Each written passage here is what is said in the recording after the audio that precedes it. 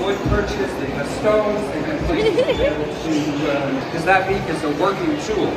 That thing, a tree, they find a spot, they make it a little bigger, and they climb inside in a darker place. So it is, who here had a Nokia phone? Remember Nokia phones? Remember the sound? Average Grace. I have birds that come into boarding, and you can sit there, you can go, that's a Nokia phone, that's a Samsung. Raised live about 60 years with proper nutrition and care. They are a species of band, and the band doesn't come off the bird. That way we can ID the birds, and we know exactly, sometimes they have the year on it, but they definitely have breeding programs so that we know who's related to who, as long as there's good record keeping.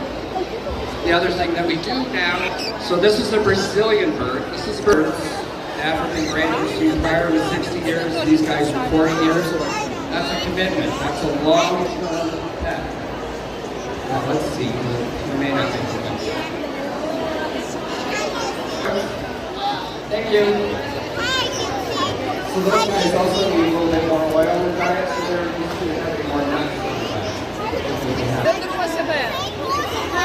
Você muito pra ajudar.